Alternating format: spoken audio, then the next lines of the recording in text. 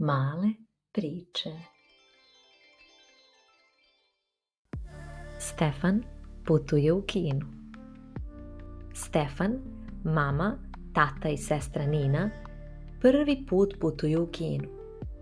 U avionu Stefan gleda kroz prozor i uzbuđeno šapuće. Gledaj oblake, kao da letimo kroz jastuke. Let je bio dug, ali Stefan je uživao. Kada su stigli u grad Qingdao, odmah su otišli na plažu.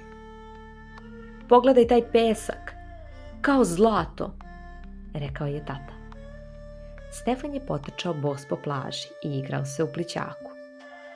More je bilo plavo, a pesak mekan kao brašno. Nakon plaže, porodica je sela u metro. Ovo ide brže od bicikla, nasmejao se Stefan. Kroz prozor je gledao visoke zgrade i mnoštvo ljudi. Metro je bio čist i tih i baš zanimljiv. Dok su razgledali grad, stigli su do stanice Zingchao. Tamo se nalazi dugačak drveni most i crveni paviljon na vodi. Ovo je simbol Qingdaoa, rekao je tata. Stefan je šetao mostom i gledao talase ispod sebe.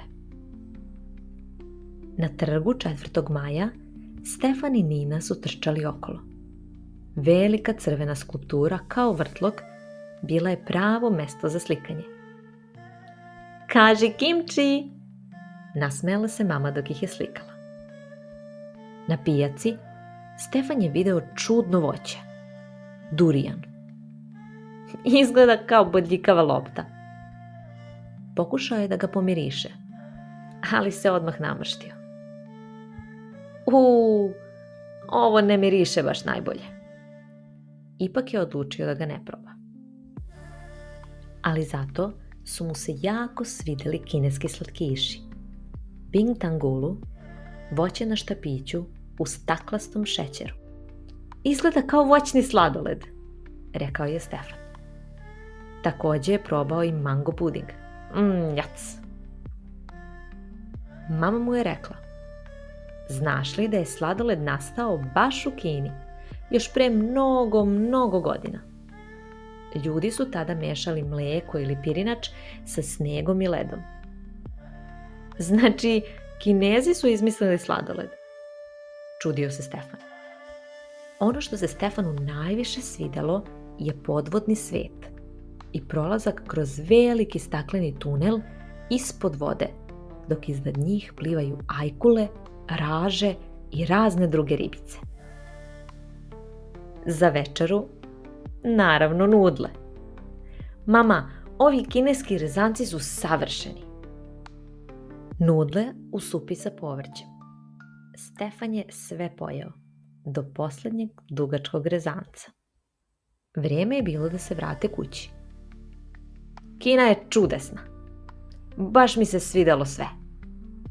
Stefan je spakovao crtež durijana i slatkiša za uspomenu. Let kući je opet bio dugačak, ali Stefan voli da leti.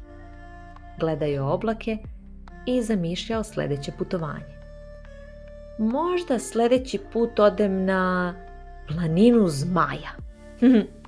Nasmejao se. U vrtiću je svima pričao. Jednog dana idem opet u Kinu, možda i do kineskog zida.